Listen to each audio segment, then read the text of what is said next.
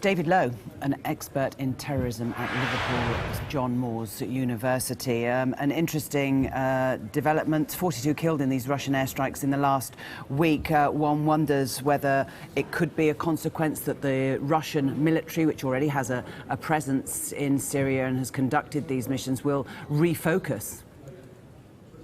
Oh, without doubt, and I think if anyone was not expecting any well, I wouldn't say retribution, but further airstrikes on Islamic State targets in Syria following what happened on Saturday will be a naive position to have. And it goes to show that this is why you can understand the UK government, along with the US and our European neighbours, are looking at the fact that this airliner was brought down by a terrorist attack rather than through an engine fault or any other cause. And I think you look at the Joint Terrorism Analysis Centre here in the UK, they will have tried to verify the information that they've had, cross-checked it and analysed it. So it isn't a statement that would have come out glibly. This has been a calculated statement that's been brought out. And we heard David Cameron say it's more likely that it was a terrorist attack. And you only have to look at the region and the fact that Russia has been more involved in Syria. And of course they support the Assad regime, and of course Russia's always had a close ties with Syria for many years. So you can understand the rationale behind why they would have targeted this aircraft if it was a terrorist attack. David, given what you know about how the intel works around this part of the country, how these things get fed back and what clearly was then passed on to the Prime Minister, how do you think that's happened? Is it specific to operatives listening? What do you think? Well, there's various sources that would be used. Obviously, there's, you know, funnily enough, this week we have the Investigatory Powers Bill that was introduced. It's monitoring electronic communications, so we have our agencies like GCHQ here, the NSA in the States, and Europol also, the policing agency, the European Union. They are constantly monitoring, and they have been targeting since June, specifically Islamic State communications. But there's also informants, there's various other forms of intelligence that would come in to check this out. And of course, certainly post-Tunisia in June, there'll be even more heightened awareness of trying to monitor potential threats throughout the North African, Middle East and South Mediterranean states. And of course, you know, you look at the region of the South Sinai Peninsula, it is a popular destination. And we've seen this with a number of British and UK citizens who are currently there waiting to come back. So we have a responsibility as a state, as well as there's an international responsibility to do the best we can to look after our citizens. We assumed, didn't we, that our air travel couldn't get more secure after all of the measures that were brought in over the last decade or so. I mean, do you envisage there will be further changes?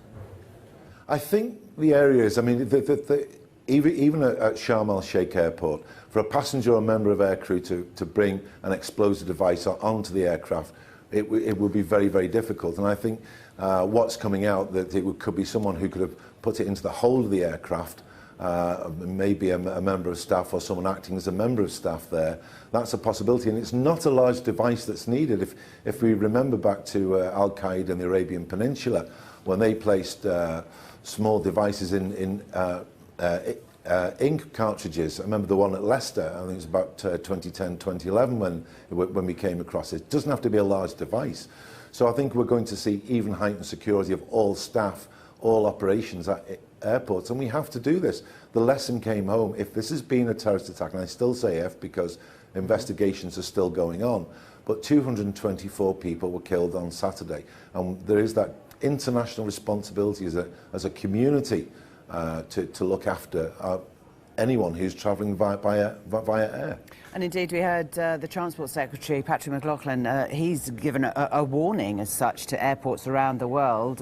We will check, we will monitor, and if you're not up to scratch, we won't fly British planes in there. I mean, how much monitoring has there been in the past of airports in less salubrious parts of the world?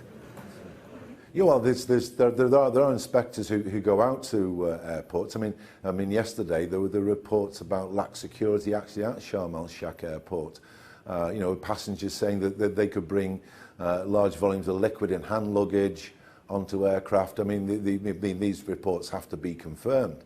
But these are the things they're looking at. What procedures and what steps are being taken? And obviously, clearly, we've seen from the pictures from the airport from yesterday, it really has been stepped up now. But it's quite right. We have to look at destinations. And of course, one issue is you have countries like Egypt. It's got a fragile economy. It's reliant on tourism. We saw this with Tunisia. It's reliant on tourism. But we've got to make sure anyone who's flying from the UK to these destinations are going to be safe and certainly return home safely. And if we don't, then it's going to affect their economy. So there is, if you like, some leverage that we could place on these states to say, well, if you don't do this, you're going to lose key income towards your economy. On Egypt, David, has it done enough? Has its military addressed the problems of IS in various parts of its country? I think, I have a degree of sympathy for the Egyptian government and with what they have. I mean, you have this group, Sinai Province. Basically, in the north of the peninsula, they've been active, and last year they swore an oath of allegiance to Islamic State.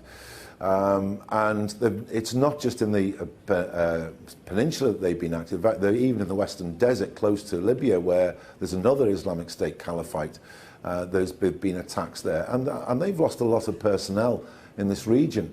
And it is very difficult to try and monitor and keep on top of it, because you've got a group of around 1,500 is an estimated figure in that region who are committed to committing acts of violence and terror. So we should cooperate. I mean, we saw this with Tunisia. They've been trying their best, and this I think, for an intelligence model, we need to move now from this need to know to need to share. And even if this intelligence was there, even with Russia, if it did come out early, it would have been advisable maybe to pass this on to agencies like the FSB in Russia. David Lowe, a terrorism expert there at Liverpool John Moores University. Thanks very much for your contribution this morning. Thank you.